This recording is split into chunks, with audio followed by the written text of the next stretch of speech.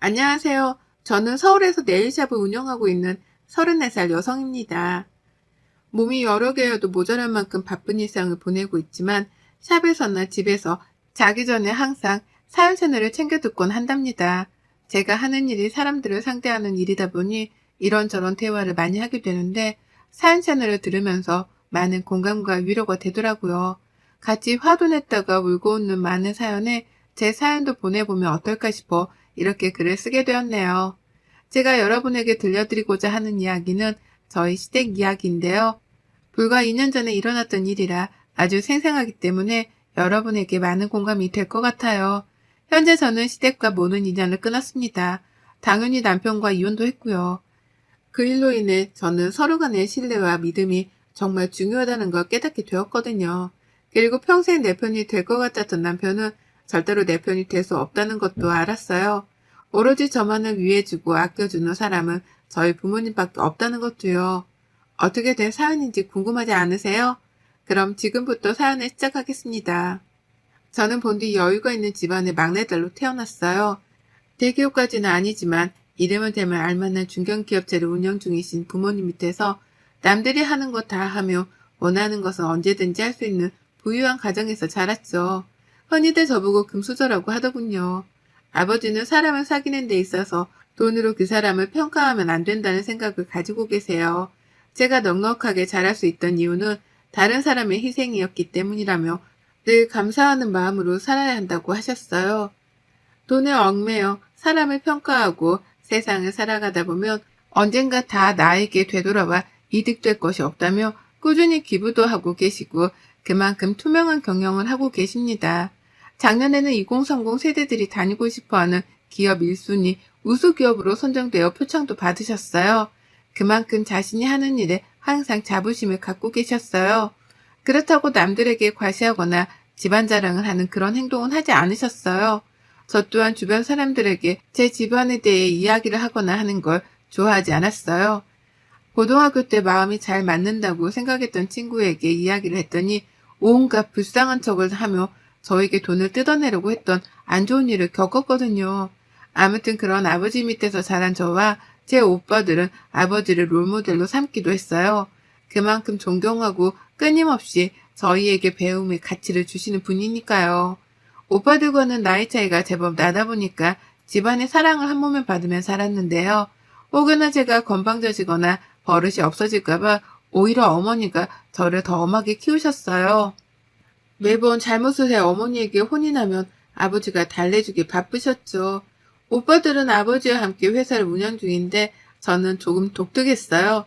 저만의 사업을 하고 싶었고 제가 가장 관심 있어 하고 좋아하는 일을 하고 싶었죠. 어머니도 처음에는 아버지 회사에서 일을 배우며 좋은 집안으로 시집가길 바라셨지만 제가 스스로 아르바이트를 하며 원하는 학과로 진학하겠다며 대학 등록금을 모았는데 그 모습을 보고 결국 제 뜻에 따라주셨어요. 어려서부터 꾸미는 것에 관심이 많았기에 저는 미용학과로 진학하게 되었고 정말 열심히 대학을 다녔습니다. 누군가 알아주길 바라는 마음이 아닌 정말 내가 좋아하는 일이었기에 대학을 졸업하고 미용실에서 막내로 일하며 혹독한 세월을 견뎠죠. 그렇게 시간이 흐르고 미용실에서 일하게 된 지도 5년이라는 세월이 흘렀어요. 저는 실장이라는 직급을 달게 되었고 신입 직원들의 교육을 담당하게 되었죠. 별도로 학원을 다니며 공부를 할 만큼 네일아트 분야에도 관심이 많았어요. 언젠가는 저만의 샵을 차릴 생각을 하며 하루하루 열심히 살았답니다. 그러던 어느 날이었어요.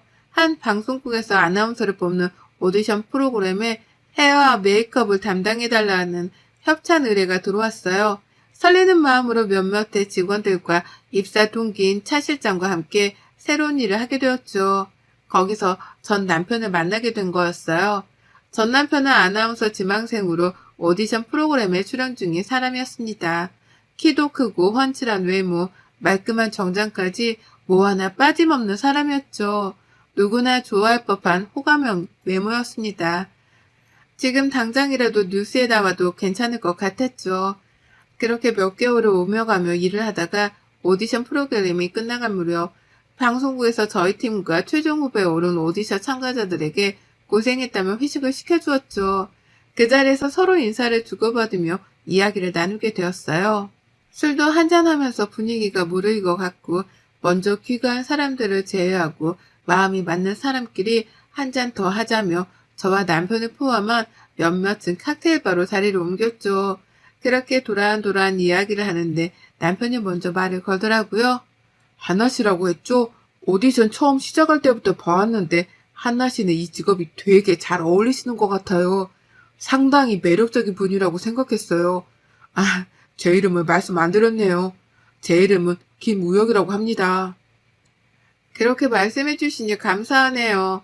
저도 이렇게 큰일을 해본 건 처음이라 많이 긴장했었는데 어느새 거의 끝이 다가왔네요. 많이 아쉬우시겠어요. 이제 최종 결과만 남았으니 떨리기도 하고 그동안 고생했던 게 스쳐 지나가네요. 하나 씨도 고생 많으셨어요. 우리 이것도 인연인데 연락처나 교환할까요? 보니까 나이도 비슷한 것 같은데 종종 만나서 밥도 먹고 커피도 한잔해요. 그렇게 남편과 연락처를 주고받으며 친구 사이가 되었어요. 남편과 저는 동갑이었고 오디션 프로그램을 같이 하며 친해지게 되었죠. 그렇게 한 달 정도를 연락하며 사적으로 만나는 횟수도 늘어가고 호감이 생길 때쯤 남편의 고백으로 저희는 연인 사이가 되었습니다. 지금 생각해보면 그때 남편에게 호감을 가졌던 것 자체가 정말 후회가 됩니다. 남편은 오디션 프로그램에서 최종 3인으로 선정되었고 아나운서로서 첫 발걸음을 내딛게 되었어요. 저는 진심으로 남편을 축하해 주었죠. 그런 남편은 어느 정도 자리를 잡으면 저에게 프로포즈를 하겠다며 미래를 약속했습니다. 2년 정도의 시간이 흘렀고 30을 앞두고 있던 시기였어요. 남편은 나이도 나이인지라 이제 결혼을 생각해보면 어떻겠냐고 말하더군요. 드라마에서 보는 것처럼 화려한 프로포즈가 아니었지만 오히려 소소한 그 한마디가 저에게는 더 큰 감동이었어요. 서로 사랑했기 때문에 저는 승낙했고 며칠 뒤 양가 집에 인사를 가기로 했죠. 먼저 ABC 댁으로 인사를 가게 되었어요. 긴장이 되는 탓에 손에는 땀이 났습니다. 평소 사치를 잘 부리지 않는 탓에 나름 고급스러운 원피스를 입고 애비 시어머니가 좋아하실 만한 머플러와 고급 한우 세트를 사서 갔죠. 남편의 집은 평범한 집안이었습니다. 30평 정도 되는 아파트에 아기자기하게 꾸며진 집, 그리고 공무원 출신이신 시아버지는 내년에 정년퇴직을 앞두고 계셨고 대학을 다니는 나이 차이가 조금 나는 남동생이 있었죠. 애비 시어머니는 여느 집과 다름없는 가정주부셨어요.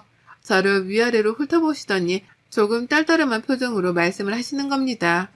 미용실 다닌다고? 우리 아들이랑 어떻게 만났어? 결혼할 여자가 생겼다기에 있는 집 자식이겠거니 했는데 고작 미용사라니. 아가씨, 집은 어디야? 부모님은 뭐 하시는 분이고? 네, 저희 부모님은 사업을 하고 계세요. 저는 제 직업에 상당히 만족합니다.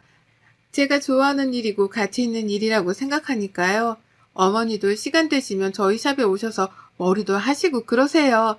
제가 예쁘게 해드릴게요. 그까지 미용실이 뭐 대단하다고. 그거 아가씨가 차린 게 아니라 직원으로 있는 곳 아니에요? 내가 무슨 면목으로 그런 데 가나. 아유, 우리 아들이 눈이 이렇게 낮아서 원. 처음 본 사람에게 조금 무례한 거 아닌가 생각이 들었지만 어른된 입장에서 그러실 수도 있겠다 생각하며 좋게 좋게 넘겼습니다. 남편은 그저 싱글벙글 웃으며 저에 대한 칭찬을 계속 하더라고요. 예비 시어머니는 그럴수록 표정이 더욱 안 좋아지셨습니다. 보는 제가 다 민망하더라고요. 예비 시아버지는 점잖으신 편이었고 말씀이 별로 없으셨어요. 우리 집안이 어떤 집안인데 우리 아들이 좋다니 내가 더 이상 말은 안 하겠지만 결혼하겠다는 그 의지가 참 가상하네. 나는 못 믿었겠지만 우리 아들이 좋다고 하니까 봐주는 거예요. 에이 엄마 자꾸 그런 소리 한다. 우리 하나가 어디가 어때서 그래. 나도 잘난 거 하나 없는데 뭘. 그렇게 말하면 한나가 섭섭해하지. 우리 잘 살게 엄마. 남편은 뭐가 그리 좋은지 헤헤거리며 넉살 좋게 예비 시어머니의 비위를 맞춰줄 뿐이었어요. 상당히 기분이 나빴지만 지나가는 관례라 생각하고 웃어 넘겼습니다. 며칠 뒤 저희 집에도 인사를 가게 되었어요. 그때서야 남편은 저희 집안에 대해 알게 되었고 조금은 놀란 눈치였어요. 하지만 그런 모습도 잠시 저희 부모님과 기분 좋게 인사하는 자리를 마무리했죠. 자기야, 자기 집이 이렇게 대단한 집인 줄은 몰랐어. 왜 진작 말 안 했어? 솔직히 어느 정도 살 거라 생각은 했는데 이 정도일 줄은 몰랐어. 자기네 집 정말 좋다. 대단하다. 미리 말 못해서 미안해. 우리 집 이야기를 일부러 하고 다니는 스타일도 아니고 그렇게 대단한 집안도 아닌 거 뭘. 우리 집도 여느 평범한 집이랑 다를 바가 없는 거? 아니야, 그럴 수도 있지 뭐. 우리 결혼 준비 잘 해보자. 내가 열심히 할게. 그렇게 저희는 양가의 허락을 받고 본격적으로 결혼 준비를 하기로 했습니다. 다행히 방송국과 제가 다니는 샵이 가까운 거리에 있었고 그 근처 아파트로 신혼집을 구했습니다. 아버지가 제가 결혼하면 주려고 제 명의로 미리 마련해 주셨던 곳이라 혼수만 장만하면 됐죠. 아버지는 넉살 좋고 서글서글한 남편이 마음에 드셨는지 결혼 선물이라며 외제차도 한 대 뽑아주셨어요. 집은 부모님이 해주신 거라 혼수는 반반 부담해서 장만하기로 했습니다. 시댁에서는 무조건 최고급으로 맞춰야 오래 사용한다며 2천만 원을 보태주셨고 저희 부모님은 그 돈 모아뒀다가 나중에 살면서 돈 필요할 때 쓰라며 혼수까지 마련해 주셨어요. 남편을 사랑하는 마음이 컸기에 그때 당시에는 이것저것 따질 겨를이 없었습니다. 결혼한다는 사실이 마냥 행복하고 좋았기 때문이죠. 그때까지만 해도 알콩달콩 토끼 같은 자식들도 낳으며 행복하게 살 줄 알았어요. 몇 개월 뒤 저희는 많은 사람들의 축하를 받으며 행복한 결혼식을 올렸어요. 남편은 방송국에서 메인 앵커로 자리를 잡으며 점점 승승장구하게 되었어요. 신혼을 충분히 즐기고 아이를 갖자고 협의했고 저희는 그렇게 달콤한 신혼생활을 즐겼습니다. 어느 정도 각오는 했었지만 결혼한 뒤에는 시어머니가 제대로 시집살이를 시키더군요. 밥하는 것부터 빨래하는 것까지 어느 하나 터치를 안 하시는 부분이 없었어요. 그나마 남편이 우리가 알아서 할 테니 그만하라고 단도리를 친 덕에 관심이 조금은 줄었지만요. 작년부터는 한 달에 200만 원씩 용돈을 달라고 하는 겁니다. 시아버지가 올 초에 정년퇴직을 하셔서 연금을 받긴 하지만 아직 대학생인 시동생이 있었고 시아버지 연금으로는 학비도 부족하고 생활이 빠듯하겠거니 생각해서 그러려니 했어요. 저도 어느 정도 연차가 쌓였던지라 세전 600 정도를 벌고 있었기에 큰 부담은 아니었죠. 하지만 시간이 지날수록 요구가 과해지기 시작했습니다. 알아서 용돈도 챙겨드리고 여행도 보내드리고 또 한 번은 동창 모임을 하는데 체면이 안 선다고 하셔서 고급 호텔 식당을 예약해 드리기까지 했어요. 툭 하면 가정가구를 바꾸기도 하시고 끊임없이 돈 요구를 하셨죠. 저희도 슬슬 아이를 가질 계획을 해야 했던 터라 남편에게 말을 했어요. 우리 이제 곧 아이도 가지고 해야 할 텐데 지금 이대로라면 지출이 너무 심해서 무리가 될 것 같아. 아이 가지고 그러면 나도 오래 일 못할 텐데 조금 개선이 필요하지 않을까? 자기가 어머니한테 잘 말씀드려봐. 그런데 제가 저런 말을 하니 남편의 표정이 심각하게 굳어지는 겁니다. 그러면 자기네 가족 굶어 죽으라는 거냐며 흥분을 해서 이야기를 하는 거예요. 그러면서 저한테 이런 이기적인 생각을 하는 여자인 줄 몰랐다면서 화를 내는데 매우 당황스럽더군요. 저희가 돈을 못 버는 것도 아니고 물론 뒤에서 도와주는 부모님들도 계시지만 결혼이 저희를 위한 일이지 어느 한쪽을 책임지려고 하는 것은 아니잖아요. 저는 저희 행복이 가장 중요시 되어야 한다고 생각하는데 제가 그렇게 이기적인 생각을 한 건가요? 그렇게 얼토당토 않는 말을 하길래 결국 남편과 싸웠어요. 서로 화가 풀릴 때까지 말을 섞지도 잠을 같이 자지도 않았어요. 남편은 야근을 핑계로 늦게 들어오는 날이 잦아졌고 새벽에 방송을 해야 한다며 숙직실에서 잔다는 말로 아예 들어오지 않는 날도 있었습니다. 의심하지 않았어요. 그럴만 했다 생각하기도 했고 전혀 남편이 바람을 피우고 있다라고는 생각하지 않았거든요. 어느 날 모처럼 쉬는 날이어서 시어머니께 맛있는 것도 사드리고 백화점도 가서 선물도 사드려야겠다고 생각하고 연락을 드렸는데 받지 않으시는 거예요. 저는 무슨 일이 있나 하고 시아버지께 연락을 드렸으나 도통 연락이 되지 않았고 그렇게 혼자만의 시간을 보내고 있었죠. 그런데 점심이 지났을 무렵 시동생에게 전화가 오는 게 아니겠어요. 평소 연락을 잘 주고받지 않았던 터라 갑자기 연락을 해오는 게 의아했습니다. 형수님, 혹시 지금 어디세요? 지금 형이랑 같이 있어요? 엄마랑 혹시 호텔에 계세요? 제가 잘못 본 건가 해서 연락드려요. 네? 저는 지금 집에 있는데 도련님 무슨 말씀이세요? 천천히 해보세요. 아니, 형수님, 제 말 놀라지 말고 잘 들으세요. 제가 혹시나 하고 연락드린 건데 아무리 생각해도 이건 아닌 것 같아서 말씀드려요. 형 만나는 여자 있는 것 같아요. 제가 함부로 꺼낸 말은 아니지만 저는 처음에 형수님이랑 엄마랑 셋이 있는 줄 알았는데 제가 학회 행사가 있어서 호텔에 왔는데 모르는 여자랑 형이랑 있는 거예요. 아는 척은 안 했는데 말씀드려야 할 것 같아서요. 시동생의 갑작스런 전화에 저는 오만 가지 생각이 다 들더군요. 그동안 남편의 행동이 수상쩍게 느껴지기 시작했어요. 그렇게 시동생과의 통화를 끝내고 남편이 오기만을 기다렸어요. 남편이 잠든 틈을 타 휴대폰을 몰래 보려고 했습니다. 평소에 잠금을 해두지 않아서 보기 수월했어요. 휴대폰 메신저를 통해 본 대화 내용은 아주 가관이더군요. 서로 보고 싶어 안달난 애틋한 연인이 따로 없었어요. 저는 재빨리 그 여자의 연락처를 저장했고 남편이 그 여자와 나눈 대화를 캡처해 제 휴대폰으로 전송시켰습니다. 그리고는 보지 않은 척 캡처한 내용을 삭제했고 내색하지 않기로 했죠. 남편에 대한 배신감과 분노가 하늘을 찔러 당장이라도 패버리고 싶었지만 좀 더 확실한 증거가 있어야 했어요. 저는 그 길로 그 내연녀에게 연락해 만나자고 했습니다. 다음날 근처 카페에서 그 여자를 기다렸어요. 그쪽이 이한나 씨? 반가워요. 김유정이라고 해요. 단도직입적으로 말할게요. 우리 오빠랑 헤어지세요. 어차피 애도 없는데 이혼이 흠도 아니고 오빠가 말하기 전에 이런 기회가 찾아오네요. 저희 많이 사랑해요. 만난 지 2년 넘었고요. 그게 지금 불륜녀가 할 말이에요? 한 가정을 파탄내놓고 뭐가 그렇게 당당해요? 지금 당신 내 남편이랑 불륜 저지르고 있는 거야. 알아? 말 다 했어요? 보니까 쥐불도 없어 보이는데 우리 오빠 그만 놔줘요. 어울리는 짝이랑 살아야지. 오빠 돈 보고 결혼했어요? 우리 오빠가 돈이 좀 많긴 하지. 그래도 이건 아니죠. 서로 사랑하는 사람끼리 어울리는 사람끼리 살아야 하는 거예요. 헤어지세요. 나 참. 그 사람이 그래요? 자기 돈 많다고? 그 남자가 입고 있는 옷, 차, 돈 그거 다 내 건데 말 안 했나 봐요? 꼴에 자존심은 있어가지고 나도 다른 여자랑 몸쏟고 바람피운 남자랑 더 이상 못 살아요. 가진 게 얼마나 있으려나? 그쪽 소원대로 놔줄 테니 행복하게 잘 살아봐요. 말은 좀 통하네. 돈은 없어도 자존심은 있나 보죠? 그렇게 내연녀를 만나고 나와 저는 그 길로 친정집으로 향했습니다. 더 이상 결혼을 유지할 이유가 없었기에 모든 사실을 말씀드렸죠. 아버지는 매우 분노하시며 가만두지 않겠다며 난리를 치셨지만 제가 알아서 하겠다고 단도리 쳤어요. 저는 그날 바로 실행에 옮기기로 했어요.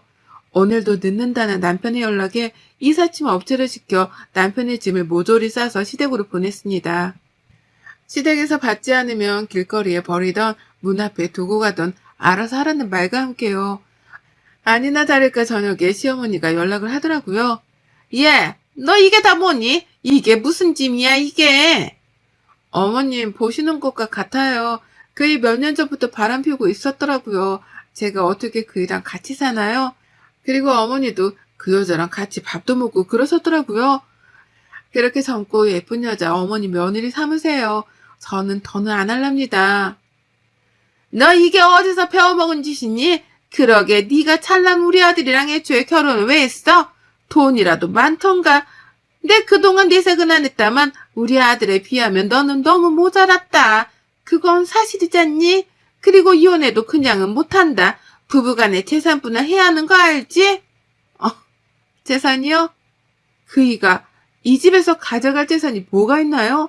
차, 집, 그거 다 제 명이고요. 그동안 어머님 드린 용돈, 지원해드린 돈 모두 제 돈이었어요. 그이 돈 쓴 거 하나도 없는데요. 저축한다고 본인 월급 얼마인지 말도 안 하고 제 카드 여기저기 쓰고 다니기에 바빴는데 몸만 나가도 이상할 게 없는데요. 그쵸? 말이면 다 한 줄 아니? 그 집 우리 아들 집이야. 우리 아들 찾고 말이 되는 소리를 하렴. 누가 그래요? 이 집 부모님이 사주신 제 명의집이고요. 대가 아들이 타고 다니는 차, 제 명의로 된 차예요. 지금도 그 내연녀랑 어디서 뭘 하는지 모르겠지만 신나게 제 카드 긁고 다니네요. 저 소송 걸겠습니다. 더 이상 연락하지 마세요. 이혼할 거니까 아줌마라 불러야 되나? 그렇게 시댁에 이혼하겠다 엄포를 놓으니 남편이 바로 집으로 오더라고요. 비밀번호를 바꾼 탓에 당연히 집 안에는 못 들어오고 초인종만 누릴 뿐이었죠. 당장 문을 열라며 문을 발로 차기까지 하더라고요. 경찰에 신고했죠. 난동 부린다고. 저는 바로 다음날 변호사를 선임해 이혼 소송을 진행하기로 했어요. 남편이 내연녀와 주고받은 연락, 그리고 내연녀를 만나며 제가 녹음해둔 파일, 그리고 무엇보다 남편이 제 카드를 긁고 다닌 명세서를 모두 제출했어요. 관광지, 호텔, 모텔 등 안 다닌 곳이 없더라고요. 다행히 위책 사유는 남편에게 있어 저에게 유리하게 흘러갈 것 같다는 이야기를 들었습니다. 물론 이혼 소송과 함께 정신적 피해 보상금을 함께 요청했죠. 남편과 제 사이에 아이가 없던 것이 천만 다행이었어요. 예상하던 결과였지만 남편은 소송에서 불리했고 당연히 패소했어요. 저에게 5천만 원의 정신적 피해 보상금을 지급해야 했고 이혼 서류에 도장을 찍을 수밖에 없었죠. 그날 이후로 저는 신혼집을 정리하고 본가로 들어갔어요. 부모님이 결혼 선물로 사주신 제 집이었지만 더 이상 살 가치가 없기에 처분했죠. 그 뒤로도 남편과 시댁은 끊임없이 연락을 해오더라고요. 연락을 받지 않자 남편은 시어머니를 데리고 친정집에 찾아오더라고요. 시어머니는 저희 집을 보시고는 입이 떡하니 벌어지셨어요. 아버지는 저에게 가만히 있으라고 하시더니 직접 상대하시겠다며 나가셨어요. 사부인, 마지막 사람 된 도리로 좋게 말할 때 돌아가세요. 좋게 그 정도로 마무리한 거지. 내가 직접 나섰으면 당신들 뼈도 못 추렸어. 김서방, 자네도 이러는 거 아닐세. 자네 인성 하나 보고 내 아들 갖다 그렇게 잘 대해줬건만 이렇게 사람 뒤통수를 치나? 지금 돌아가지 않으면 내 무슨 수를 써서라도 자네 밑바닥 생활이 뭔지 보여줄 것세. 그렇게 무섭게 정색을 하시며 호통을 치자 남편을 즐겁하며 집으로 돌아갔습니다. 그 뒤로 저는 다니던 미용실을 그만두고 개인 사업을 하기 위해 동부서주했어요. 오랜 꿈이었던 개인샵을 차리고 싶었죠. 그동안 일했던 경력도 있고 마음이 맞아 같이 사업을 시작하기로 한 동료와 차근차근 준비를 해나가기 시작했어요. 3년 정도가 지난 지금 신촌의 샵을 시작으로 현재는 강남, 이태원 등 3개의 체인점을 두게 되었답니다. 기업을 운영하시는 아버지의 도움 덕에 빠르게 성장할 수 있었죠. 요즘 트렌드에 맞춰 저희가 스스로 노력한 결과도 있었습니다. 개인 방송을 통해 저희 샵을 홍보한 효과가 컸고 SNS로 소문이 나기 시작해 인플루언서들에게 협찬을 해준 덕분인지 빠르게 소문이 났어요. 패션 잡지사에서 인터뷰를 하기도 했답니다. 믿었던 사랑하는 사람의 배신으로 이혼의 아픔을 겪었지만 저는 앞으로 더 성장할 것이고 더 잘 되리라 생각하고 있어요. 그 남편은 어떻게 됐냐고요? 저한테 모든 것을 빼앗기고 빈털터리가 된 남편을 더 이상 가치가 없다고 여겼는지 내연녀한테 뻥 차이고 방송국에서 불륜을 저질렀다는 소문이나 퇴사를 했다고 해요. 말이 좋아 퇴사지 자른 거랑 다름없었죠. 시동생한테 듣기로는 지금은 이리저리 구직 활동을 하고 있다고 하네요. 여러분, 제 사연이 어떠셨나요? 정말 기막히지 않나요? 한때 사랑했던 연인과 헤어짐의 아픔을 겪긴 했지만 저런 똥차인 줄은 상상도 못했어요.